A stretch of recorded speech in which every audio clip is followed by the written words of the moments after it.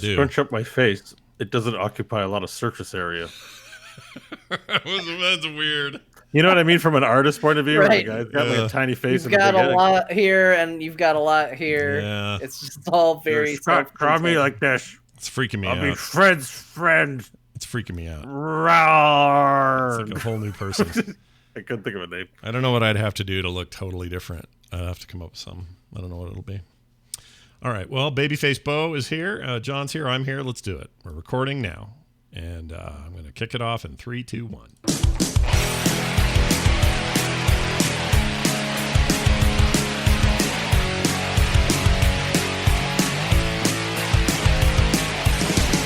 Hey, everybody. Welcome back to Core. This is Core episode 232. It's August 12th, 2020. I'm Scott Johnson with Bo Schwartz and John Jagger.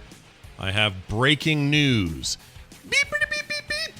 The breaking news is, because we can finally say it out loud. Some of us knew about it a little bit longer, but our old pal John here is having a baby. Well, he's not having it. He's responsible for fathering the baby. He made the baby, helped make the baby, but he's not pushing the baby from his loins. Okay? Just to clear that up in case there was any confusion about whether John could birth a child. But you're going to be a dad, and we're super stoked, man. Woo! Thanks. Yeah. Sometimes, look, it's a video game show. Let me put it in video game terms.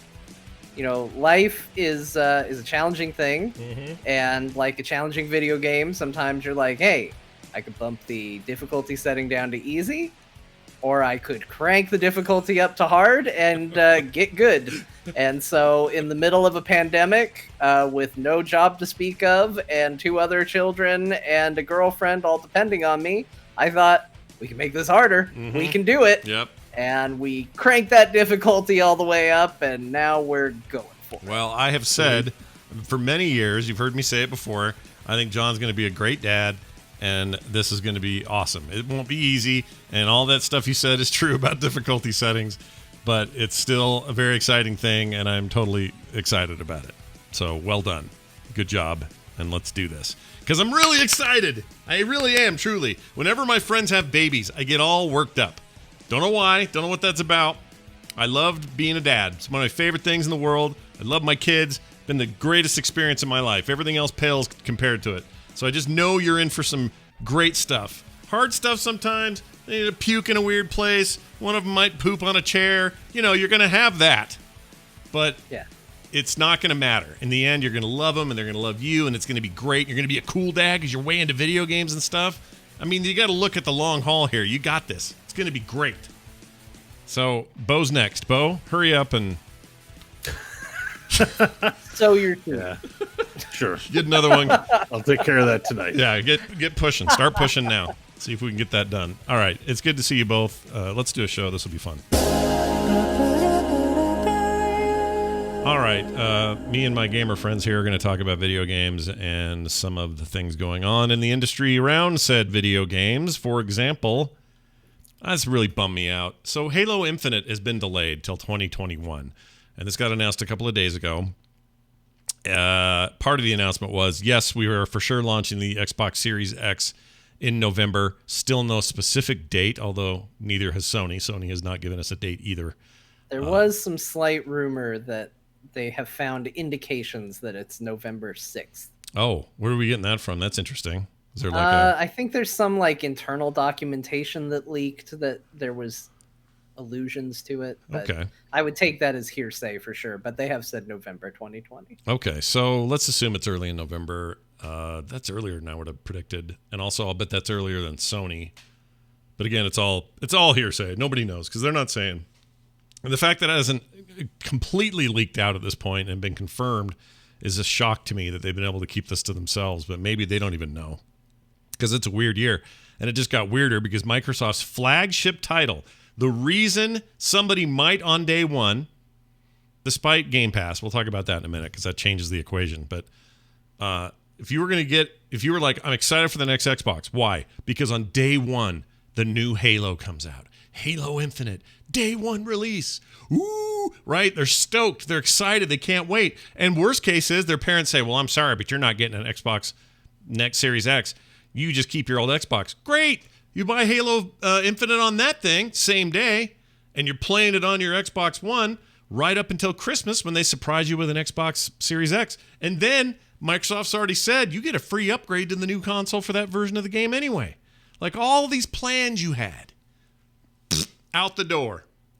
Zip, not a nothing. Infinite, down the road. We don't even know in 2021 when it's going to happen. We don't know if it's like Q1, Q2, end of year. It's happen after December 2020. That's all we know. Right?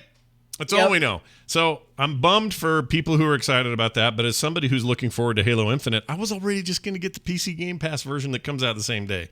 So I'm not that worked up about it. So what would you do? I mean, it always comes back to if they need it to make the game great, take it. Here's what I do hope is that there was a lot of criticisms about how the game looked after they demoed it finally. Yeah. And, tinfoil hat, I hope it was not a case of a reactionary call based on public perception out the gate, Because I actually, again, like we said, I think it was last week or the week before, I actually think the game looked good. Yeah. And I really liked how the style and look of that game was coming together. And if what we get is another thing that's just got bloom up the butt, and it's like, oh, look, everything glows a little bit. J.J. Abrams was here. I'm going to be like, okay, great. Now it looks like every Halo ever.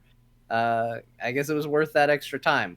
Hopefully it's not what my tinfoil hat is, and it's just they genuinely need that time to make it a great game, and that they will, because I'm with you, Scott. I'm going to get it on the PC, so it kind of doesn't matter when it comes out because it has nothing to do with the launch of the console for me. Yeah, that, like I said, that whole equation has changed now, and I think there's a fair number of gamers who, like us, are like, do I even need a Series X? Like, it's certainly right away, do I even? Because I'm going to get to experience these things at launch on the platform I have. And, in theory, if you got an Android device right now, and by the time this launches, you're going to be able to play that thing there. Like, there's a lot of other reasons to think about it other than just a traditional delay of a console title. It's like if Sony said, well, sorry, this big game that we've been touting is going to be delayed from launch. That's a bigger deal because we know they're not doing anything else with it. It is just that console. It is just happening when it happens, and there is no other way to get it. So it's just a different animal. Bo, what's your take on this delay? Do you think it hurts Microsoft? Doesn't matter in the long run? Well, it's the first I'm hearing about that, but I don't know. It's fine. Like I don't think I have much of an opinion. Like my favorite games have been delayed. It's been fine. So it'll be, if it's a good game, it won't matter. We need to improve our attitudes about delayed games, right? Like just in general. And like Halo is like, it's better off being a good game than on time game. Yeah. So yeah, I think they should delay it all they want because I think it proved to be a good move for Doom Eternal and Final Fantasy VII, and so it makes me feel good about Cyberpunk and definitely Halo Infinite. Like that to me, this is a sign of positivity that they want to take more time before shipping it out. I think it's a big decision for them to make because it's expensive. But somewhere in that equation is the craftsman's voice saying that this needs more time to be ready, and I think that's great. My takeaway is that it will probably diminish anybody who is like, well, I'm getting a Series X on day one because of Halo. This will diminish that for them a little bit at least. And I think it does make Sony's launch lineup look stronger, even though that lineup of what we know of it so far isn't that great. It's okay. I saw, maybe it was one of you guys that said it. I thought I heard it or I read it somewhere, but the different top console people are just carving out different gambles this go around. Yeah, with Nintendo, it's all on IPs. Mm-hmm. With Sony, it's all on cloud and streaming services. Like, I don't think they care if you pick up an Xbox or not. Yeah. Like, I think they're providing the device and trying to match it for the generation, but I don't think they care that much. I think Sony is the one doing the traditional console box, and that may prove to be in their favor. I think maybe they're probably both doing okay. Mm-hmm. But, it's definitely obvious that Microsoft is trying a different strategy than a head-on approach to say, we've got the better box. Like Coke and Pepsi have been at it for years. There's no better cola. There's just two different recipes for cola, and I think that Xbox that won't is get us trying any emails this week. We won't have anybody who thinks Coke or well, Pepsi whatever. is- I mean, they taste different, but if longevity proved one was better than the other, then you would know which is better by now. You would have unanimous decision. I think what you're So- remembering came from our conversation last week with this email from Lockvine who said Microsoft. Oh wants- yeah, it was their emailer. Thank you. Yeah, it was really good. It was a really good Give email, him and credit. I think he kind of nailed it. Dan was his Yeah. name. So yeah, I think I still agree with that too. Generally, that sentiment, and because of that, I guess I'm not that worked up. Like, I'll play Halo when it comes out, and in the meantime, I'll play other cool Microsoft stuff that comes out on Game Pass, plus some great third-party stuff that comes out on Game Pass because I'm already paying for that on PC, and it's only $5 a month. And I don't think their success hinges on the Xbox Series X selling like crazy. I don't. I think they have hedged their bets in a different direction, and so while I do think there is a bit of a story here to Halo Infinite not being there for launch is a hit, I don't think Microsoft's strategy is, well, we need to sell a ton of Xbox Series X and be the biggest console seller out there. That's just not where they've hedged their bets this go round. Yeah, they're not buttering that particular side of the bread. However, the S, we didn't put it in our notes, but the S basically got leaked. So it looks like there will be an Xbox Series S, and the S will be a 1080p version of the console. I actually think this is really smart because, in my opinion, okay, I'm going to get some heat on this, but I don't think resolution is the end-all be-all in gaming. And I love a real nice looking 4K display with HDR, blah, blah, blah. Like, all that stuff's great. Don't get me wrong. But I usually forget right away because I'm playing the game and it still looks great at whatever resolution you're going to present it to me at. Plus, honestly, I haven't been in any kind of rush to upgrade TVs in this house because we do all digital stuff. It's all streamed anyway. So my TVs are 1080p already and everything looks great and I'm not having a problem. I understand if I want to be cutting edge, I'd probably want to go a different way. But if an Xbox Series X, or excuse me, a Series S or X makes its way to me, it'll probably be the S because I don't really care if it's running at 1080p and not higher. Yeah, there was a huge difference between lower resolutions and 1080p in that era, but we're to the point of diminishing returns. And I would mostly have it on a monitor while I streamed with it anyway. It's probably not going to be on a TV in the house anyway. So I guess I'm just not that worked up about it. And if it's really a lot cheaper, as rumored, then I might go that way. But 4K is obnoxious. I don't like 4K. I have a genuine problem with the technology. Oh, look at you. Well, I mean, here's the thing. I was just getting to the point where I was like, ooh, 1080p. Look at what my TV can do. Yeah, I'm feeling good about this TV. And then someone came along and went, hey, what about 4K? And I was like, come on, we're just getting excited about 1080p. And they're like, no, 4K. And I was like, all right, down the line, future boy, we're going to be doing this for a long time. 1080p is fine. I'm still impressed with it. And I was still getting into it. And then they put them out and everybody started talking about 4K.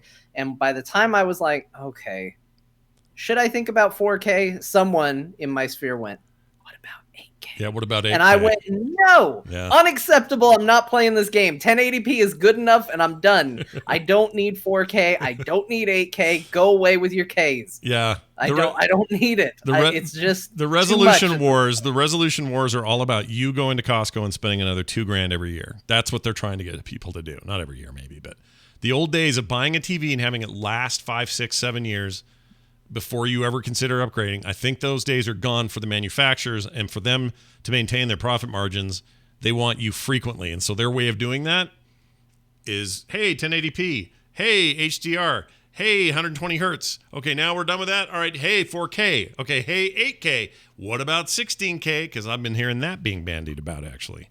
So I'm totally with you. I'm fine. Like, I run stuff at 1440p or whatever it is on my PC. It's not full 4K. It's whatever the next lower one is. 100% great for me.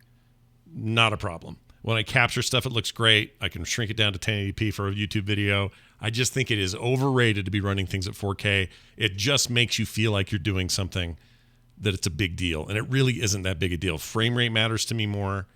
Graphical fidelity within the space matters to me more. It's diminishing returns. So I think this is smart. I think there's a market of people who would get that S model and say, this is fine. This is exactly what I want, because I'm still getting the games. I'm still getting the fidelity. I'm getting all the benefits, but I'm not having to invest in the new TV and then act like I'm somehow getting some huge advanced visual that I'm not actually getting for your money. So and I can see it. I can see it in the chat right now. I can hear it. I can hear emails being written going, all right, old people. We see one that says, this sounds like an old man stream. Of course. And you know what? That's fine. I'll take it, because guess what? In my old man world, TV's lasted a real long time. Okay? I spent $2,000 and it lasted me years and it was great. How is your future better when you have to spend that money every year or so? We were getting a lot of use out of it. It was better. Yeah. It was better. Yeah. And what everybody's so proud of with their 4K lifestyle is that they have gone and respent all their money on 4K Blu-rays. On things that were already 1080p high definition Blu-rays. They've rebought their favorite movies. They've bought new hardware to take advantage of it. The volume of content is still not even close to being there. And my main point is it isn't that big of a leap. If you look at stuff before 1080p, it was a giant leap. It made a big difference. 640 and freaking 720, these lower resolutions, when you suddenly went to a big 16:9 1080p screen, palpably different. 1080p to 4K, not palpably different. It's different, okay? I know it's there, but it's not enough. It's the whole point of the phrase diminishing, you are in that diminishing return zone. So I know we're going to have people disagree with us or think that we're old man in this. I am telling you, I'm tired of being fed the marketing and knowing that's just what it is. That's all it is. Like, you're not really giving me anything. You'll see it too. Like when they went from standard def to high def initially. Yeah. That was an upgrade I understood. I was like, somebody showed me a high definition TV and an Xbox 360 running on it, and I went, oh my gosh, I'm looking at the future. I've never seen anything that looked like this. Mm-hmm. And I got it. And when I went from that 480p to 1080p, I was like, oh my gosh, look at this. This is crazy. I haven't said that yet. And until I do, there's no need to upgrade. That's how I determine my upgrade path. Yep, I totally agree. By the way, VentureBeat has this great article. Headline says, not that this is the end-all be-all, but they said, why the Xbox Series S is a smart move by Microsoft. It says, let's see, blah, blah, blah, talks about basically the leak and the verification of the leak and all that. It says, resolution is overrated. The underlying philosophy of Xbox Series S that many people still game on 1080p televisions. While 4K adoption rate is climbing, a significant percentage of people own 1080p displays. So that's one thing. They go into all this stuff we just argued as well, so I'm not going to repeat that. But one other point of this, and this is what separates us from the actual old men complaining, yelling at the sky. We're excited about new consoles and what they're going to do, right? We're excited about SSDs, loading times, cool controller stuff they haven't had in there before. Like, we're stoked about all those innovations. If we were truly old manning it, we'd go, I've got a Genesis and it suits me just fine. You know what I mean? That's what we'd be doing. We are talking about a small aspect of this, a very expensive aspect of this. And to me, I go to Costco and I see them side by side and I see the exact same video playing on a 4K Samsung next to a Samsung 1080p, 55-inch, both of them. I'm sorry. I just can't tell enough difference to justify the cost. So, and like John, until you show me a jaw-dropping better way, and maybe 8K is it. Probably not, though. Our human eyes are we're hitting that upper limit, right? You can only do so many colors. You can't come to me and go, well, now we're displaying 800 billion colors. And I'd say, okay, but the human eye is incapable of seeing more than what? Is it 32,000 or 64,000, whatever it is? It's some small number. So that's dumb. And at some point, our eyes are not going to be able to distinguish between what we have now or what we, maybe eventually have. Maybe 4K is the middle line, but we're never going to be able to say, oh, this one's 24K or 30K. We're not going to notice. We can't tell. It's too fine. Our eyes aren't capable of it. Maybe our dog can see it. I don't know. Yeah, look at me getting all worked up about 1080p. Rah. Bo, anything to add? No. Okay.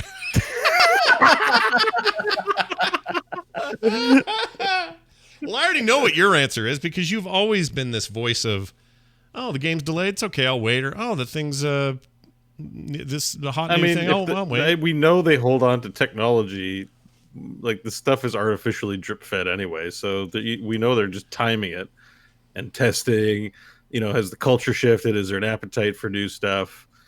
And no, okay, hold it back, tease it out, bring it to CES, but it's not for sale until finally they can distribute at the level that's there. Then all of a sudden, the Joneses have it, so the people who keep up with the Joneses have it, and then the early adopters are all in, and then eventually the cranky people find a TV for a reasonable price for the new generation, and they take the plunge eventually. It's just like it's this tendency in tech that is like ad nauseum what it is. Like we could have 500 million K TVs, I'm sure, or whatever. Like the max strata is like much higher than what's on offer. So yeah, I just think hurry up and just give it to us. I hate that. I'm just like, if we have 50K TVs, just make those.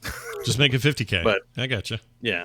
But chat room says it will make a difference when you get a 1,000-inch TV, and yeah, I agree. That is where it makes a difference. If you're doing a jumbotron, suddenly 18 or 16K makes sense because now you're at a scale where we can determine the granularity of the pixels. But on my phone, it's a very high resolution device. But when I look at it, it looks seamless to me. I don't notice anything. Why? Because it's tiny and all those little things are all pushed together so small. Everything's a little tiny pixel all mushed up together. There's no noticing it anymore. So on a TV where you're at that point, 1080p is that point. If you want to get right up on it and be half an inch from it, well, yeah, maybe you can start doing that. But nobody's doing that. So I don't know. I don't want to be sold a bill of goods just based on marketing. That's all I'm saying. Yeah, they're going to sell it for a little while, but I think overall, if people don't see a lot of value in it, they won't push it much farther. I'm sure. Well, they'll have to find other ways to make their product enticing. Yep, enticing products like how would they do that? I don't know. It would dispense beer as you watch the game. Yeah, or maybe you could implant the remote control in your head so that you didn't have to push the buttons. Oh yeah, that's not bad. What if it could reach out and give you a handy while you're watching? I mean. I think there are TVs that do that. We got to explore all avenues if we want people to buy new TVs. So, I think that might exist. That might exist. Bo's doing a quick Google search. We can see if we can find if that exists. No, I've probably found it at some point in the past. Yeah, a memory is emerging. Yeah. I think it exists. Just a light, a ghost of an image of a memory of seeing that at one point. It sounds like probably something. Have to tape the two devices together, but you pretty much have a do-it-yourself situation. Rule 37 says, is it Rule 37? What number is the rule that says the internet has anything you ask for? I feel like it should no longer be Rule 37. It should just be in the Declaration of Independence. Well, it's just a thing. It just is. Oh, did you know that I didn't know there were a bunch of other rules. Holy crap. Well, why did you think they had a number assigned to it? Did you think they just picked it? I don't know why I thought that. All right, someone made a bunch of rules and I read it and I'm like, okay, this is edgy internet culture. Great. Okay, here. Let's see. Original content 37. Oh, no, this isn't it. This is something else. I thought I found the list. Okay, I can't find the list. At some point, there's a list, and I want to read the list. Yeah. Okay, here we go. Rules. Yeah, the list is somewhere. This came from Anonymous? Originally? They're the ones that wrote this? Well, look at the list. Rules 3, 4, and 5. Predates Anonymous. It says, we are anonymous. Anonymous is legion. Anonymous never forgives. Well, are you looking up rules of the internet? Yeah. And then because Rule 32 is Pixar didn't happen. 33 is lurk more. 34 is, that's the widespread one that we were just talking about, states that pornography is an omnipresent aspect of online media culture and that it is conceivable that anything has been visually depicted in this way. That's Rule 34. Where do you see Anonymous? What's 35? Because I want to know what they decided to do right after it. 35, if porn is found at the moment, it will be made. I'm sorry. If no porn is found at the moment, it will be made. It is an addendum to 34. I see. So they knew somebody was going to go, oh, yeah. And then they were going to go, they were going to type something. And then they were going to go, look, there's no porn of this. Yep. And then someone would go, up, Rule 35. Someone's got to draw it now and put it on the internet. So here it is. I found the source of it. A set of rules, 50 rules were posted on the text-based 4chan discussion board. Of course it was freaking 4chan. Are you kidding me? This was 2007.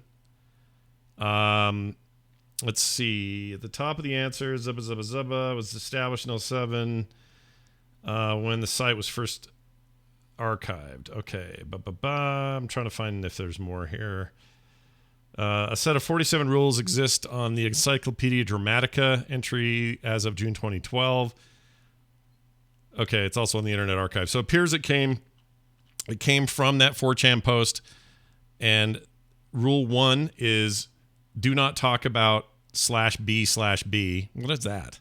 That's some 4chan thing. That's a 4chan thing. And then it said do not talk about it, and then again. And then 3, we are anonymous. 4, anonymous is legion. 5, anonymous never forgives. 6, anonymous can never be horrible, senseless, or uncaring monster. And 7, anonymous is still able to deliver.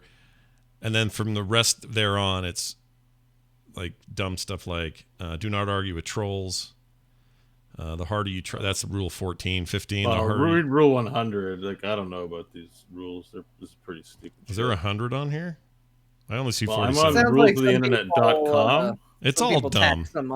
Oh, I But- see. Okay. So if you scroll the last one, it's like gay will not be tolerated. You know, I don't know. Oh, great. That's great. This is pretty stupid shit. It is very stupid Sorry. shit, but I found it on knowyourmeme.com. So if you guys are interested in reading it yourself, knock yourselves out. Anyway, I don't know why I brought that up. Cyberpunk 2077 showed off life paths, 3 unique ways to start and inform your character in the game. Now, I am not a connoisseur of Cyberpunk historically, so Bo, explain to me what life paths is supposed to be and how it works in that world. Well, I think it's a square peg into a round hole kind of thing, because at least from the second edition, from what I've read, the life path thing is you don't pick, like, you pick details about what your character is going to be, but when you generate the character, you actually roll its background, and depending on how old your character is, like, it's all kind of random, sort of represents how you're born into the chassis that you're born into. You don't have any control over it. So while you have control over elements of your fantasy and character creation, a big part of it, of the Cyberpunk role-playing game, is to randomly roll life events. So like, you'll be like, I'm 25, so from 18 on, there's a random generation, there are random generation tables where like major events happen to you. So like when you're 18, you fell in love, and it's non-specific, so you can fill in like a coloring book, like, oh, I would have fallen in love with Teresa. Okay, and then it says 19, you broke your leg in a car accident, now have a limp, or something like that, something generic. You have a major injury, so you decide what the injury is, and then at 21, you develop like an addiction or something, and you're like, okay, I'll just make it a gambling addiction because I'm trying to get my money back to make my girlfriend happy. And then at 22, you randomly roll, and it's like, oh, a major breakup happens in your life. You're like, oh, I broke up with Teresa. So the way you make your characters, you kind of plot out your backstory using this, and it matters because the kinds of things you get as a backstory are in the cyberpunk genre. You're trying to design characters who are in situations that call for, make you want to go to the dark side of the cyberpunk world and do jobs for fixers and all that kind of business. Okay. So when they're showing it off in the video game version, it's not going to be as robust and as creative as that, because it's video games, and RPGs have a way of, taking these things and making them so that we can make programs, and we can't account for all the possibilities. Right. So the life path you have is Street Kid, Corpo, and you're going to like this one, Nomad, which is basically you come from the Mad Max area. Like you live on the desert plains on like Neo farms or whatever it is. So you can choose these different backgrounds. And what I gather from the clips they've shown is I think you have a different opening quest or opening experience based on the life path you choose, which is awesome. So there you are going to play a portion. It might just be a small tutorial portion, but you will play a portion of the game that your character is involved in, probably making some choices early on before you get big in the cyberpunk game, in those different areas. They sort of show how like characters, like that one guy I can't remember who calls you, hey, what is it? What is he? You know, the guy with the bruiser guy. What's Jackie? his name? Jackie? Shacky? Jackie. Yeah. So Jackie reacts Shacky. to you based on your background. So if you're like a nomad, he's like, hey, hombre, like, how about the desert? Hey, you still got dust in your ears? Like so he'll react to you based on your backgrounds, and I imagine options, knowing it's CD Projekt Red options and things of that nature, that background will play an important role in your experience of the game. So I'm almost like, oh, I can't wait to play all the different backgrounds. They look amazing, especially Corpo. I want to be a Corpo dick so bad. And Yeah, just get rich. They said that in situations where you're talking to someone, they take background into account as far as what you might know. So you might be dealing with a high-ranking corporate official. As a corpo, you would know how that inside world works, so you'd be able to kind of speak their lingo and know what their ultimate goals are. As a nomad, you might know the specifics of what they're talking about. So they're saying, hey, this happened. And a nomad might know, oh, well, here's what it would take for that to happen. But a street kid might not know anything about it. So they might not have any dialogue option whatsoever for that. But there might be another scenario down the line where knowing the city is going to get you a lot more options as a street kid than a corpo would see, because they're never going to be there. Okay. Yeah. That's interesting. Oh, man. So excited. Are you excited? You're excited, Bo. I'm stoked. Oh, I'm going into my bunker.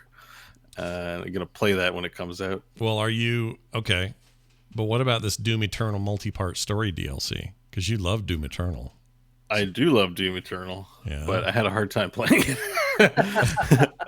I don't know. You don't know if you're going to get that? I don't know. I had a bad experience the last time I played it. It's not because the game's scary or gory. I love that stuff. It's just, it's a very stimulating game. Yeah. Very stimulating. And well, because you kind of cold turkey for a while, and then you went back to that, and it was like, whoa, this game. Yeah, I mean, I only played 30 minutes, and I'm like, I have to shut this off. Yeah. Mind you, there's also an impulse in my head, too, to just, it was not a time I had designated for gameplay. Yeah. So, you know, I'm managing and reducing screen time still significantly. So, right. I'm like, I don't know if I'll get it day and date anymore. Like, for sure it was a day and date thing, but I might let the DLCs pile up, wait for them to go on sale, and go at it when I just have some open road and can really dig into it if I can even manage it. I'm pretty sure I can. I probably just wasn't ready to play games in that scenario. But not in the case of Cyberpunk. That thing you are ready. You're targeted on that thing. Locked on. I mean, I've had enough of a desire just to play the pen and paper one that the video game version will like give me that satisfaction, I'm thinking. And it's just my genre. Like, it's just a game I have to play no matter what happens. You know, the world will be falling down around me, and I'll still be like, I gotta plug in an Xbox. I gotta play it on something, please. Yeah. Well, I'm excited. I'm excited about that game too. I mean, I feel like it's dangerous to get too excited about Cyberpunk, because I just feel like you're going to delay it again or whatever, and I would be okay with that, but I really want it to finally be here. So when was it delayed to again? Like November? November, yeah. It was supposed to be this. We would be getting it in like 2 weeks. We would have had it, the original. Well, yeah, that's true. We'd have had it well before now, but the latest one that got pushed would have been mid next month, and then that got pushed to November. So hopefully that's it. Okay. Be a fun Christmas. Yeah. That's how I'm hopefully looking at it. John, Doom Eternal DLC story stuff, does that get you jazzed to fire that up again, or have you had your fill? I feel like I've had my fill, but I don't know. Yeah, it's weird because I loved playing Doom Eternal, but it was kind of a product of the moment. Like, yeah, I'm going through it and I'm doing it. Honestly, I thought the story in Doom Eternal was bad. I thought that was the worst mistake they made with the game, was that what made the first Doom, well, not the first Doom, but the 2016 Doom, yeah. What made that so great was that they were like, hey, there's a lore, and Doom guy was like, I don't care. And he was just like knocking it over. Somebody would try to give him a monologue about how you're important, you got to do the thing, and he'd just like break the radio. He's like, I don't want to hear it. I don't have time for your lore. I got to kill demons. Yeah. And so them going like, hey, story DLC, I'm like, well, there's a part of me that kind of wants to play more of that game, but there's another part of me that's like,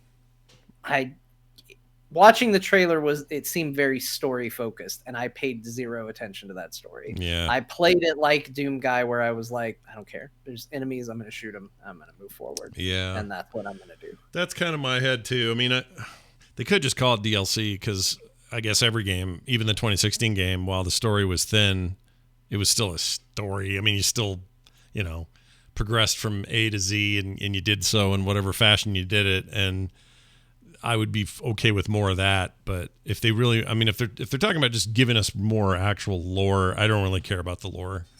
Like the lore was better when I was making it, when I was filling in the gaps in my head. Yeah. In the 2016 game, it reminded me. Well, that's why I love Mad Max Fury Road. It's like they lay out the environment, give me a couple of key point characters, kind of know what's going on basically enough for them my imagination to run wild. And this new one maybe tried a little too hard to fill in the gaps for me, and it didn't match what I had already done. Yeah, so, I'd say trying too hard was it, because it's like an overdone souffle a little bit. Like still really good, but that burnt crisp top you have to like pull off or whatever because it's too carbon. Like and that's what they did with the story. Like there are story elements that are cool when some ominous voice is speaking at you from hell as you enter the level. Like I'll take that. Just as the action's wrapping up, some demon's like, you think that you can defeat me, like Asmodan style or whatever. Like that's cool. Mm-hmm. And all the moments where Doom, someone's talking at Doom Guy, and he's, like the part where he takes the guy's key card, swipes it open, he grabs the gun, and then there's an elevator sort of scene, like all that scenery setting, like there are lore details because decisions have to be made about what do the employees wear, what does it mean to be an employee, so what does this hall even look like? Mm-hmm. Like that stuff's good. And the stuff where Doom Guy is just like, people have to be a foil to his relentless tenacity. They have to be there looking like, hey, we don't need to do this now, right? And Doom Guy just punches him and takes whatever he wants. You know what I mean? So like those elements of story are perfect, and it's all anyone wants. Yeah. And then it's just somebody somewhere just can't resist, like, but what about the angels in the Doom universe? Yeah. And what do the angels do? And you're like, whoa. Yeah, if we're not just killing them because they're dicks, or like, because they had that element, and that was cool, but I don't need to hear I am the Khan Maker and the summoning of the ritual will begin on the full moon of the circle sunlight. Mm-hmm. And the Doom Guy is depicted listening to it. I'm like, no, you've hit the false note. You're off key at this point. Yeah. So, yeah. I get it. I agree as well. So anyway, we'll see. Maybe it'll blow everybody's mind, and we'll then be, our interest will be piqued. Then finally, Last of Us 2 game John played pretty thoroughly, getting cheats, visuals, sounds, and new difficulties in a new update on August 13th. When they say cheats, I get it. When they say new difficulties, I get it. When they say visuals and sounds, I don't know what to make of that. So it's actually some cool stuff. If you go to the article that I put the link on from TheVerge.com, they actually have a couple of pictures of what some of these visual changes will look like to the game. If you scroll down, there's a little window, and you can see like a cel-shaded version and one that's heavily red. But there's one that's like, it makes it look like it's old like PC trying to just do high resolution art, and it can't, and it's just all boxy and pixelated. And it looks great, and that kind of ties into the sounds. They're going to do audio effects, like you can do 8-bit audio or what they call helium audio, so everybody sounds high-pitched and weird. Like they're basically giving you a bunch of tools to make that game real stupid in ways that you might want, or just mess with it. So I say, why not? That's great. Yeah, it doesn't change anything. If you wanted to not touch any of it, you don't have to. But I don't know. I like when they do stuff like that. And I kind of think that, like, I don't think it's 8-bit, but that weird pixelated, like, looks like it's from the 90s. I actually think that looks really cool. Yeah, I don't know how it's gonna look playing it, but I actually think it looks kind of neat. It reminds me of PC adventure games in the 90s, not the cartoony ones even, but like, do you remember the Police one? I think it was called Police 2 Cops? Was it Cops? Whatever it was, but it was like an Cops adventure the cartoon. No. It was a game, and it played like a point and click adventure. But it was realistic looking graphics, or as best as they could back then, and it looks like what John's talking about. That that pixely 90s ass looking thing, and it is cool. It's a cool look. Yeah, I dig it. They're also adding two new difficulty settings. One is kind of their, I think it's called grounded mode, which removes your HUD, so you have no way to tell how many bullets you have, what your health is at, anything like that. It's that's all gone. You have a much more limited, like that thing where you can, concentrate and see where people are and hear sounds and stuff. That's diminished significantly. Basically, it makes the game extremely hard, and then they've put a permadeath mode in there as well if you want to give yourself a really big challenge. And then on the other side, they've just got cheats. So you can have infinite ammo, you can have one-hit kills, infinite health, whatever you want to do. Really? Yeah. Dude. Maybe I'm going to play that game now. Oh, I see the pixelated thing. You know what it reminds me of is Betrayal at Krondor, like that style. Yeah. Like the photorealistic, but pixelated, because we only have we don't have 1080p screens. We've got 6p screens or whatever. Yeah, like it's I'm trying to think of a game that I used to love. It may have been Blade Runner, but it was like Blade Runner if it wasn't Blade Runner. Blade Runner was like that. Is that what I'm thinking of? That must be it. Be. Yeah, I think that's it. But just kind of like that VGA. We're not. It's a PC thing. Consoles never looked like this. Like 8-bit, 16-bit consoles. This wasn't what they produced. But PC games produce this weird look. Yeah. And it's cool. It's very cool.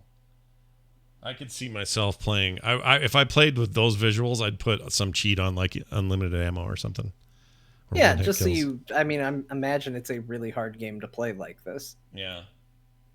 I like cheats and settings, and I think that's good. That's old school. Well, like I said, Scott, this game has plenty of settings. You could probably make this game exactly the way you want to play it, just out of the box. And with cheats added, maybe exactly that. All right. Maybe you have to do it. I don't know. Can't decide. You should play it. We'll see what happens. Now this. Speaking of games I'm playing, so our little experiment last week where we did homework and played Yakuza Zero, a little bit of that there, kind of had a weird effect on me. It made me crave Sleeping Dogs, which is 2012, 2013, whatever year it was. Came out the same year, I want to say, as GTA 5 did, and as a result kind of got backseated a little bit. But I think it's the superior. I actually still think it's the superior story game. It's the story in that game is great. And I love the setting. It's in Hong Kong. You're dealing with these crime organizations that are kind of unique to Hong Kong, and sort of the cultural trappings of all of that is really cool and different, just different than GTA. But it was also really good looking at the time. It was like, whoa, this game looks amazing for a PlayStation 3/360 game. Wow, this is great. And then the PC game came out, bunch of improvements. That looked really good. Had it, bought it, played a ton of it. Never totally beat it or cleaned it out. But man, and then I heard this last week. It was on sale for like $3, which seemed crazy to me. And I'm like, well, I already own this, but boy, now I'm in the mood for some Asian crime, just a thing like that. And I picked that up again or downloaded it again and just started a new run through it. I'm loving it. I love that game. I really, truly love it. There is some jank in it. It's not perfect by any stretch, and it's starting to show its age a little, but the core gameplay elements, and some of it is still pretty innovative. I think other games should copy it more. I like how they do the unlocking the martial arts stuff. The actual fighting is way better than anything you do in GTA for fighting. Yeah. The hand-to-hand stuff, it's it's kind of that Batman Arkham Asylum stuff, but done in a slightly different way. And I love all the side content. It's varied and different. You don't feel like you're always doing the same thing twice. And the main story is super interesting. The acting's very good. James Hong is in it, so he's cool. Covetous Shem, for those who played Diablo 3, you know that voice. We are noodle. I know that voice. That guy hassled me a little bit. Whoa, a bit? Who did? Covetous. Yeah, I met him at BlizzCon. There was a voice actor thing. He hassled you? Tell me, I don't know the story. Yeah, he totally did. So I wasn't gonna do it. I was there. Hanging out with friends, watching other people do it, and we were just down there joking around. And somebody dared me to go up and get in line and participate in this whole voice actor thing, and to do, which, by the way, we didn't know about the allegations. This was literally, if you go back and look at when Bill Cosby got accused of all this stuff, happened during BlizzCon. I didn't know it had happened. So somebody says, go up there and do your Bill Cosby impression. I was like, all right, fine, I'll go do it. So I got up and I read Covetous Shen as Bill Cosby. I think it was him. Yeah. And I remember after I did it, someone said, that's a bold choice considering I didn't know the news because we're busy at BlizzCon. Yeah. But when it came time for everybody to review the performance, everybody gave me high marks except him. And they were like, come on, he did a good job. And he's like, no. And he just gave me a bad score for no really good reason, except I was doing an impression. It was fine. And when I actually shook his hand, he was very nice. Okay. All right. That's good to hear. He wasn't mean. He put on a front for being mean and then privately was very nice. But he gave me poor marks. Well, he plays this old guy, founder of this deep crime organization in Hong Kong that you're trying to infiltrate. And I'd forgotten how good he is in it. Like, dude, Sleeping Dogs is a badass game. It's very freaking good. And it's the first of these games, all these open world GTA style games, it's the first one that makes me want to drive like a human being because it rewards you for good driving. And first of all, you're on the other side of the road that I'm not used to, right? Here in America, we're on the right side. Over there, you're on the left. Yeah. And so you got to remember that. But you can also be good about weaving in and out of weird traffic. But by avoiding accidents, you avoid having it ding your cop side because you're basically playing an undercover cop, and on the cop side you do cop missions and you also do these triad missions, and you're working on XP for both things, and you're unlocking unique abilities for both lines. And the whole idea is, story wise and narratively, it's like he's pulled both ways and he's in so deep now. What's the difference between him and a real criminal now, and all this kind of stuff. And his name's Wei. Anyway, the longer you go in the game, the more you unlock these abilities and these things in these lines. And what was my point in that, though? I was going to tell you that... Well, that it was the first of the games that were... Oh, right. First of the open. So if I'm driving and I hit another car or bump a motorcycle off the road, it dings me. It says, you've lost some of your cop cred because you weren't careful. And you caused public damage, and it was this much money worth of damage or whatever. And if I do a good job, I get rewarded on the other side of that with better a boosted amount of money from the mission and stuff like that. So it actually has these incentives. When you need to be driving better, you're incentivized. So driving's less of a pain or just a drag. You actually feel like there's a point to it.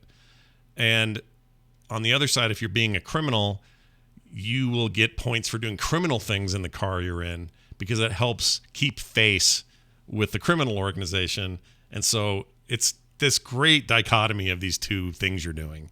And I just forgot how great I love that game. I just love it. The studio's been dissolved now. There was a sequel in the works. 2016, it got shut down. And they canceled it. Square Enix still has the rights. I would love it if they made a new one of these one day. But playing this again just reminded me how much I freaking love it. I don't know if the creative energy is behind it anymore. It would take a real committed for sure team to want to live up to the spirit of Sleeping Dogs. I agree. I think it's like that level of, it would be that hard is what you're describing is exactly right. And it's still pretty, it's still beautiful. It's got its, you can tell some things have certainly improved in the tech since then, but actually driving around town and stuff and being in Hong Kong, having been there myself, it's a pretty realistic city.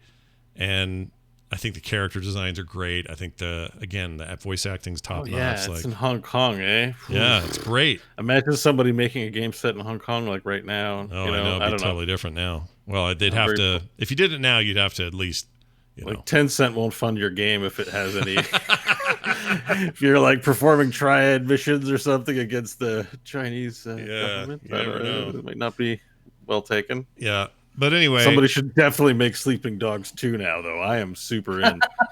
I really think they should, and I'm finishing it this time. I'm gonna bust through this whole campaign. I'm gonna do as much side stuff as I can stand. I just really like it, and forgot how much I did, and no problem playing a game that's 8 years old now. It's fine.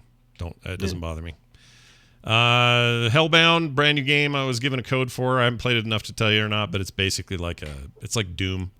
It's a spiritual, like, hey, what if we were just like the 90s shooters, except it's all 3D and pretty, and you're just killing demons with big gnarly guns that are half flesh, half metal, and the whole time there's heavy metal music playing, and it's one of those, and it seems okay so far, but I haven't really done much. And then Littlewood hit 1.0. John, you know this game. Yeah. They are out of early access. It's this fun, weird, little pixely styled, not Animal Crossing like, more like it's got like Animal Crossing DNA in there. It's got Harvest Moon, yeah, definitely a little of that. A little bit of what's the other one that everyone loved? Freaking Old Town Road. Old Town Road. Harvest.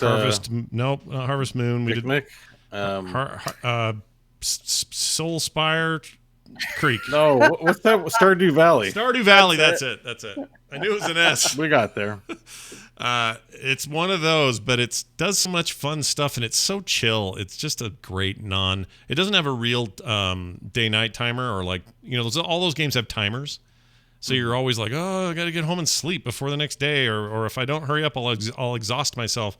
This game has an exhaust system, but the way the day transpires is you doing different jobs. So if you go and pull a bunch of weeds, or you catch a bunch of fish, or you mine a bunch of rocks, or whatever it is you're doing, those add to this meter up top that represents time going away. And if you don't do anything, it just holds still.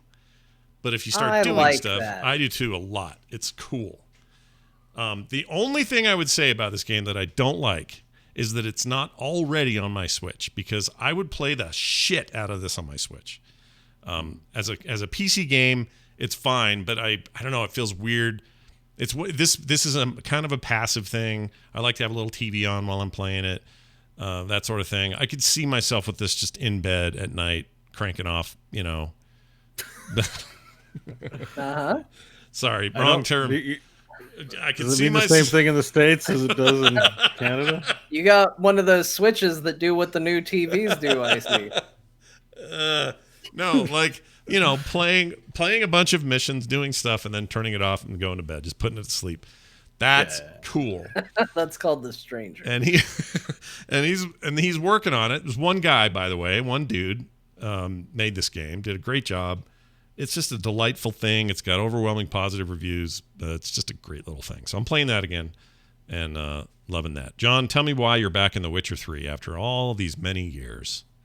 So first, I guess I'll because one leads to the other. I got Horizon Zero Dawn for the PC. Oh, okay. And I loaded it up and I started it, and it looked pretty good. Yeah. I was like, yeah, okay.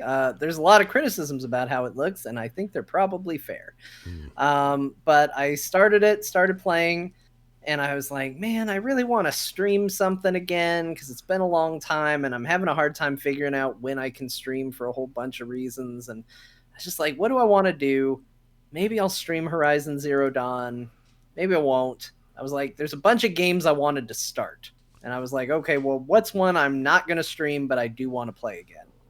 And so Horizon Zero Dawn was on the possibly stream list, which led me to Witcher 3. And I booted that back up because I got it on Steam during a Steam sale a long time ago, and just never played it there. So I was like, all right, I'll play the Steam version. Started playing that and got hooked. What I have found about The Witcher 3 is there is a point in that game where if I make it to, I'm in. And I'm going to play it until I beat it. Or until, in the case of the first time I played it, I run into a weird bug where suddenly the game is in Polish, and I can no longer progress any further in the game because I don't speak Polish. But I don't think that's going to happen this time, so I'm back in. But it takes a while. Like you kind of have to get out of the first city, and you kind of have to start going through Velen a little bit. And I feel like by the time you get to Velen, all right, you're in. You know how the game controls. You've kind of learned the weird eccentricities about this game because it doesn't quite play the way you want it to. It's a little janky. Movement's a little weird. There's some oddities about the speed that Geralt moves and all of that. And do you do the alternate movement setting that they added later, or do you do the original? I do the alternate. I Okay. tried the original on, and I got annoyed very quickly. I was did like, too, oh yeah. right. This is why they put that on there. Yeah. But there are still some moments where it's like you walk past something and you're like, oh, I just need to turn around and get back up on that, and it's surprisingly a lot harder to do than it should be. You're like walking in a big arc around it, and it's like, this shouldn't be that hard.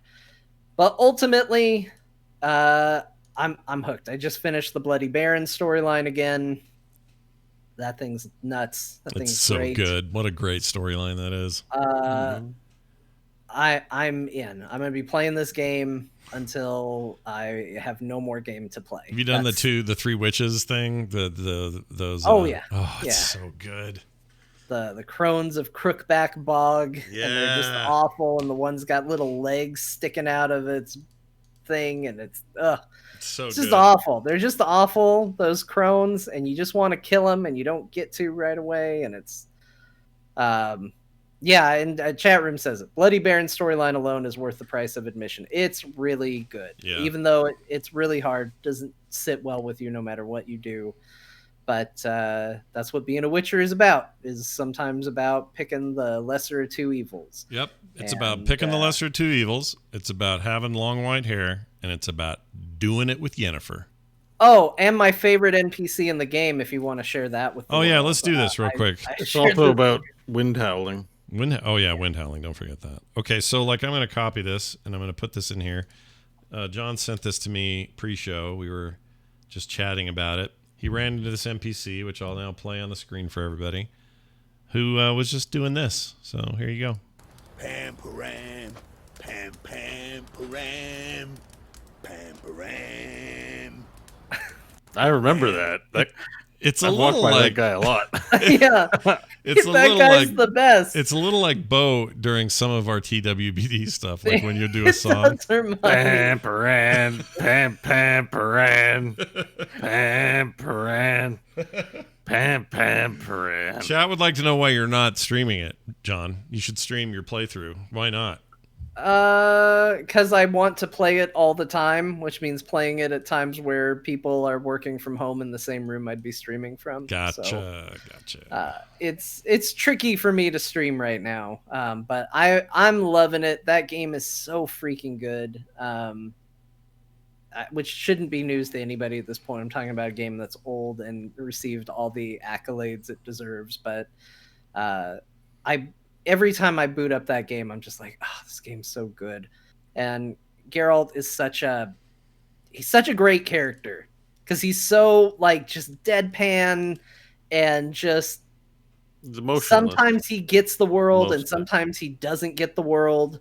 My favorite interaction is the one guy who's trying to tell him that he was basically ostracized for being gay, and he's trying to talk around it, and Geralt the whole time thinks he's talking about being a werewolf. And it's little things like that that are the charm of that, because the guy's just like, well, sir, they kicked me out for being different. And he's like, I understand. It's a curse. Lycanthropy. And the guy's like, well, no, it's a little bit different than that. And he's like, there's many different strains of lycanthropy. Lots of ways to cure it. It's just great. Yeah. I love it. I love that entire game. It's so good. It is great. I'm glad you're playing it. I think there's a trend going on with my friends. We all seem to be playing not new things. And it's not really a time for new things, but there are plenty of new things right now, but most of us are being drawn to stuff that we already loved and we're going back to. And I'm not saying there's anything psychological happening here, but maybe there's something psychologically happening here. Oh, well, definitely. I mean, for sure. Yeah. Do you feel that too, Bo? Because you're still playing Divinity. That's an older game. Well, I mean, I often watch or play games that are old that I enjoy because they're sources of reliable, dopamine, essentially. Mhm. A new game is an unknown. You might like it, you might not, you might whatever. Mhm. But if there's a TV show you like that made you feel good or that really entertained you, if there's a game that you really like that made you feel good, going back and playing will give you, you'll know that you'll have a good time playing it. And Yeah. And I think there's a bit of fatigue. Everything's buy, new. And it's just actually, I just want to have a bit of fun. Yeah. And sometimes, I feel that push to be well, if it's not the hot new thing, what are you even doing? And streamer culture doesn't help that, right? Because it's all about streaming the hot thing or the new thing or the living game or whatever. It's not how games are meant to be played. No. Like, I mean, Yeah. you can just play the new stuff. There's nothing wrong with it. Sure. But, you know, back when chess and cribbage were your options, there's not like a new cribbage board every year. Like, can you believe they move the points around and the holes are bigger? Like, Mhm. you know, cribbage is cribbage, and we play these games because they're fun. Yeah. And, you know, I don't see why we shouldn't think any differently about the video games we play. Some of them have, like, been lifted to exalted status, you know, in some cases, like, you know, League and even Fortnite, like games that have longevity. You would want World of Warcraft to be running forever, like to always be an option in the year 3047. Like, Yeah. still a World of Warcraft server running, and it's still a game that you can enjoy with friends and family. Yeah, I think that sums it up nice, and I'm totally cool with it. I've come to grips with it, and I'm fine. I am fine being drawn to a thing that I am fond for and forgot about and want to experience again, and I'll probably do more of that. Although I will say Shipbreaker's amazing, and I kind of feel like playing that all the time. But It's not to say new games are bad. It's just, Right. you know, there's no rule saying once a game has been out for a year and you've played it that you can't ever play it again. That's ridiculous. Yeah. I also think, well, never mind. I just think some older games are not worth going back to because there are plateaus, right? Like, right. I would go back and play Betrayal at Krondor, but I know it'd be just too crappy to play. Yeah. But not because I wouldn't want to, which is the space remakes are supposed to fill. Mm-hmm. But, you know, because of the alchemical nature of, you know, it's a work of art making a game, you can't remake it and put your own interpretation on it, but still honor the original spirit of it and land that landing, because it takes so many people to make these things, and there's just a lot of reasons they can go wrong. So, by the way, I think Resident Evil 2 might be one of the few cases where that actually worked. Yeah. And even that, I mean, it scratched a very different itch, but it was good nonetheless. Quick note of just weird things I did. I forgot to mention this to you guys. Eve Echoes launched on phones. It's an Eve mobile game. Oh. I'm all in if it's fun because I like Eve in theory. What's the game type? Is it the space sim? Is it a different thing, like a management? No. It's a space thing. It's a, from what I know, from what I've heard, it very, very closely tries to sort of map the experience that you get in Eve, but do it on a mobile platform. It's its own player base, so it's its own game. But the dumb thing is, I installed it, but harder to look at. Yeah, I was gonna say Microsoft. Why would you want to play that? I mean, well, I don't know yet because I haven't actually been able to get in. Every time I try to start, it says, "We're sorry, the servers aren't up yet, but as soon as they are, we'll all be able to play." It's not that the servers are down; they haven't even launched yet. So why is your game available if your servers aren't yet turned on? Doesn't make sense to me. Mobile and nobody cares. There's no standards. It's the Wild West. You can do whatever you want on mobile. I guess so. I don't know. You want to trick people into farming Bitcoin for you? You can do it on mobile. You want to make a game that's just pushing a button over and over again for no good reason? You can do it on mobile. On the it says the 13th. So I guess they just want everyone to install. I get a brief error message that comes up and says the launching of the servers won't happen until the 13th at such and such time. We'll see you then. We're pretty excited. So maybe their idea was just like, let's get it on everybody's thing. Anyway, I'll report back. It's probably not going to be good, but whatever. No, I'll try it. Probably not. Like, the thing is, anyway, so it's a weird game to mobilize. It is, but they're all doing it. I mean, I don't know if you ever ended up playing that Black Desert Online mobile version of Black Desert. No. It was weird. Again, weird game to mobilize. It like, is a weird game. There are some games, like even the World of Warcraft knockoff, whatever it was, Orcs and Humans or something that. No, I don't know. But it was a Gameloft game. Like, I'm like, am I so desperate to play World of Warcraft when I'm not at my PC that I would tolerate this abysmal pile of shit because I need the Warcraft experience that bad? And that's pretty much the proposition of all mobile games. And I wish I could just shake game companies and be like, you don't need to make mobile, or just make a mobile game that's good and good for the format, and stop like taking your IPs and running them through making them look like shit and devaluing your IPs with garbage mobile games. I do appreciate a game that is made, clearly made for mobile and plays well on mobile. It doesn't play any of those financial tricks. Like, I'm a fan of that. Jetpack Joyride. Yeah. I like Jetpack Joyride. That's a good one. Or even Tiny Tower, it was like time gated and buy boxes kind of stuff. But It was all right. Like in Krumet's Tale. principle, I'm on the beta for Krumet's Tale, which is a game. Let's see if it'll load here. It's taking forever. Oh, wait, there's a note. Oh, no, here we go. Check this out. See it? Krumet's Tale? Anyway, I'm currently on the beta for this thing, but it's a just straight up video game, and it's a cool roguelike deck builder, and it's just simple and easy, made for phones, and the PC version's also very good, but this just is, it seems like the kind of thing I'm going to want to spend actual time in, and I don't have any currencies in it. I don't have any microtransactions. It'll just be a game you play. I like that. You know that Eve game's not going to be that.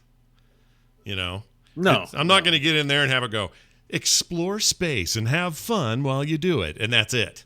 It's going to be, come back, oh shit, you can't train that unless you give us some space pellets, and you got to buy those with real money. Tap the asteroid to mine it. Oh, looks like you're fatigued. You're going to have to wait 12 hours unless you want to buy an accelerometer, and then we can get right to it. Yeah, and then, here's a free one to get you started. It's like, you crack dealers. What are you doing? We're also sending you a knife so you can gouge yourself in the eye. Anyway, so there's that. rat poison.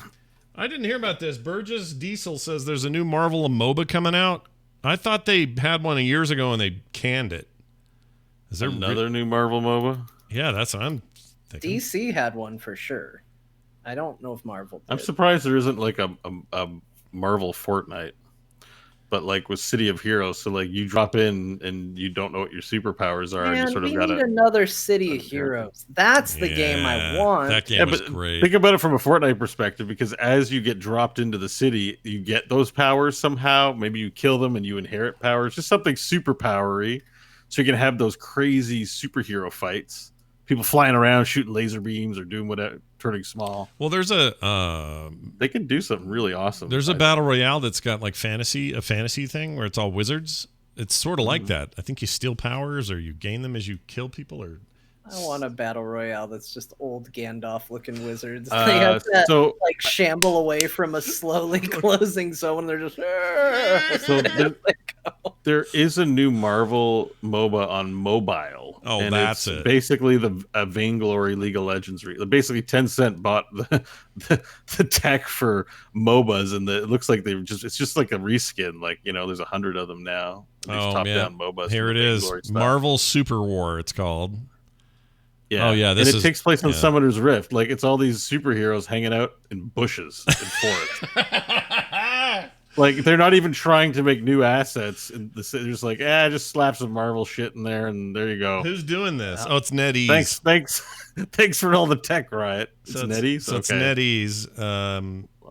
Well, I mean, it's all Chinese government. Well, no, yeah. I thought NetEase was Taiwan.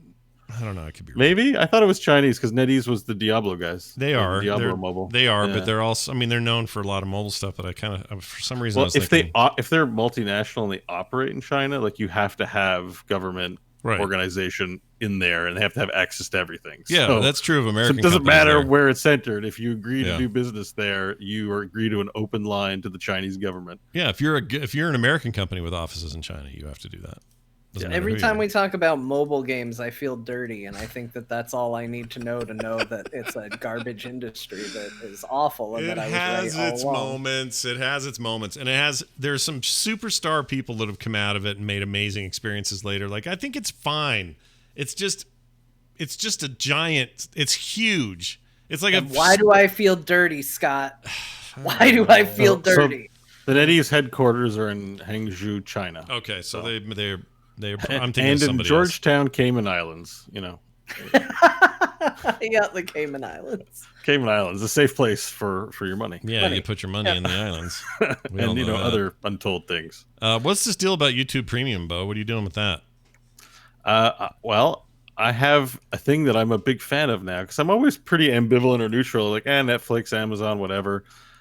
I'm never this positively enthused about any subscription service, but the money I've been paying to YouTube is so worth it. And they could offer everything they're giving me probably for free, but Well, what are you I getting don't out of it mind. besides no ads? What are you actually gaining All from right, it? no ads. Oh my god, that is huge. I hate ads. I mean, I put a pin in it, but I will rant for hours about how destructive and terrible advertising is. They Yeah. pump the volume up to the max. You can tell on the TV when all of a sudden you're like, didn't I turn this down? Yeah.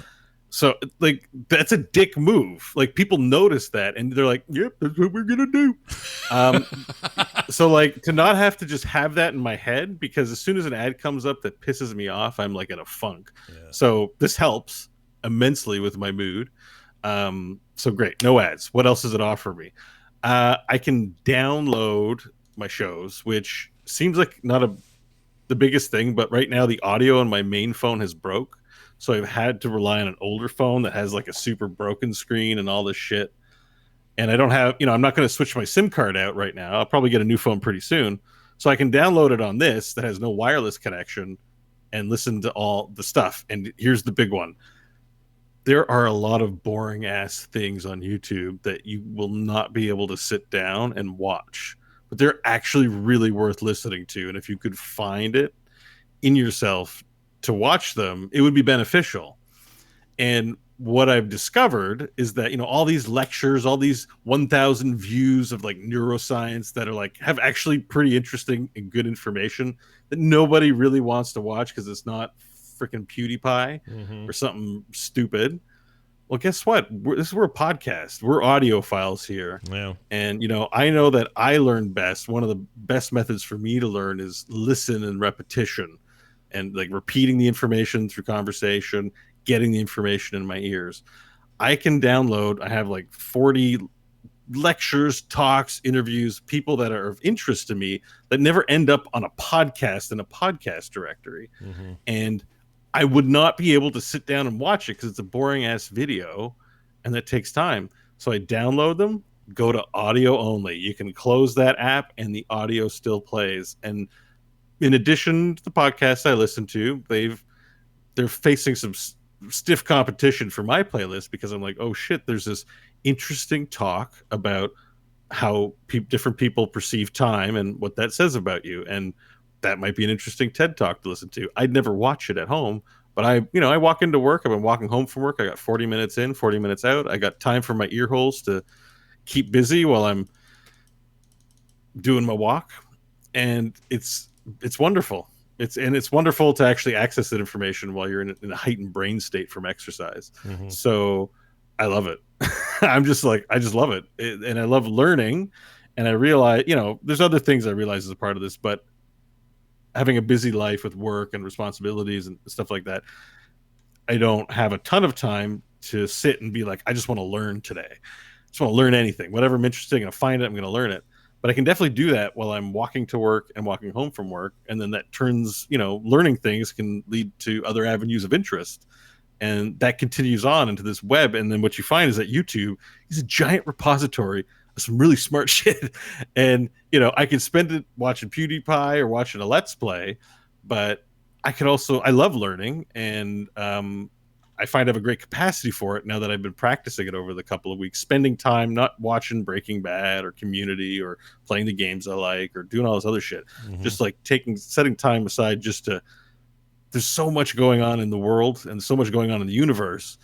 And, just knowing it, like knowing how the universe around you works, for example, am I going to go to death and put off learning about, I don't know, how states of matter change, for example, or what this, I definitely would love to learn that stuff, but I've got to make time for it. And, I'm hitting 40 and I'm not learning it to get rich or any other reason than the pleasure of learning this stuff. So I find it's a very good marriage of good learning material that isn't a TV show that shows me graphics and has to keep my attention, like on the History Channel or whatever. Like, it's just like a lecturer who's just there. I just have information to give you. I'm going to be speaking for 60 minutes. Here we go. And that content is a lot easier to digest when I'm walking rather than sitting and trying to watch it on a screen, and arguably even better than going to the lecture in some cases because the audio is mic'd decently and you can listen to it while you walk. So I love it. That's my pitch. All right. I mean, that's and a it has pretty other good stuff pitch. too. You get YouTube music, so I don't have to go to Spotify anywhere else. I got all the music I want, including those videos that seem questionable in terms of copyright holders, but someone's kindly posted some old obscure thing, so you're happy it's on there. You get access to all that too. So what is it a month? $10 a month here in the States, something it's like like that. 13 or so. It's on the pricier side, but it includes the music subscription. Yeah, I don't know. I heard somebody was saying that. Oh no, that's Google Music that might be going away. But Google, Yeah, because I think it's just going to switch to YouTube Music, because YouTube's also doing artist pages, so all these disparate Vivos and shit, I think are just getting like they're doing a item squish, World of Warcraft style, but for artists on YouTube, and so they're squishing it to make it easier for you to find them and follow them, and for them to market their shit. So I think they're pulling everything. What do they call people that are fans of YouTube? I think they're becoming a viewer, no, a tuber, I guess. But I've increased my viewership of it, because there's definitely stuff you want to watch, but there's a lot of material that I'm like, I don't need to sit for the fourth vlog of someone interested and see their face and the food they have on their teeth, because everyone has stupid high 4K cameras now or whatever. And I'm like, I don't need to see them. I just want to hear them. So they've nailed it for me. I love it. Yeah. Well, I don't know. I'm weirdly interested. I've just been using an ad blocker to not have ads, but those other benefits sound. The ads are a side benefit. The real reason for the purchase was to be able to listen while going for a walk. That was the cinch. But all the other stuff is like, good too. Wow, chef's kiss and everything. All right. Yeah. Excellent. Well, on that note, normally we do emails here, but we're not gonna. Instead, I'm going to play a mashup that Jamie made for us. Oh, nice. A core mashup. It's called Visions of Sushio. Okay. So, Visions of Sushio. Here's the mashup. Hold on, I got to mark this so I know where to insert it later. I'm going to play it for you now, though. So, here it is. Enjoy. I want all of it, all the time. Just shower me with it. Oh, you're boning your mom? Yep. I don't remember that. I'd make an exception for Diva. I would like to enter a mech from behind. I like the idea that the mech is there and I just dive right in like a sardine. Yeah, there's no way that guy's penis was plastic and that destroyed your notion back here. Like, and then what even are penises? Yeah, exactly. And I think it's kind of bored. That penises aren't always plastic. That really throws a wrench in my plastic genitalia argument. I don't understand anything anymore. Like, I think at one point, I'm not sure what that is. If it's a dildo that the girl character swings at a guy in the face, and I'm not sure if that's what it is. It's glowing a lot. I don't think the original item it's based on glows like that. Probably Halo Infinite will finally pull out its wiener and say, check this out, right? You guys real theme with this week's show. Oh yeah, you never had one of these Canadian Dingledorfs? Dingledorfs? Never had a Dingledorf. Hey Bo, come here and watch me take everything out of his guts through his butthole. Hey, there's a wall vagina in this direction, and you're like, well, that's great, but I've already been in it. You really derailed my attention with wall vagina. Yeah, now I'm thinking about his wall vagina. I've already been in that wall vagina, you say to yourself. Your testicles are connected to your butthole, so really, your balls are your butthole. I'm playing that like for 96 hours straight. I'm gonna bathe in chocolate and shit in my bed and just play the game until it's done. God, wait a minute. Why would you do either of these things? You don't have to do either of those things to play that I don't know game. where the chocolate came from. I was gonna make the poo joke, but I got chickened out, so I went with chocolate. But then I was like, why am I chickening out? So then I said the poo thing. It's like you did the chocolate bath just to confuse the later problem. It's not good. Well, I was thinking about getting that Visions of Sushio. What's his name?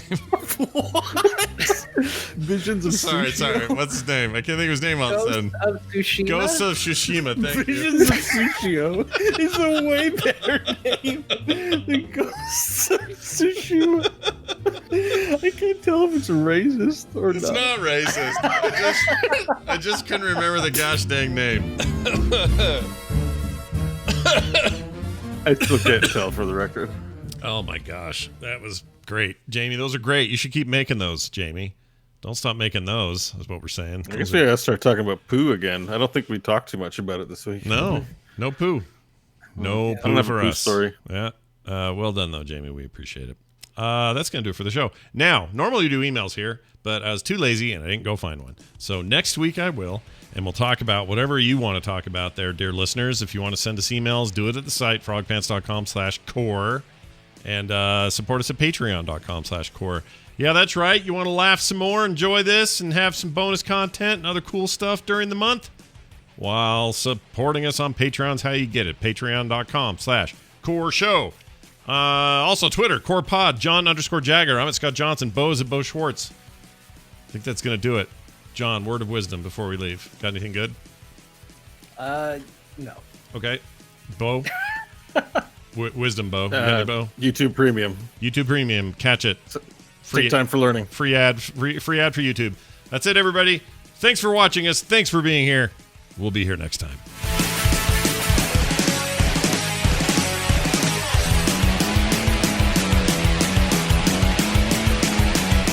This show is part of the Frog Pants Network. Frog Pants Network. Get more shows like this at frogpants.com. Oh, I don't know why that's playing. That was weird. Hey.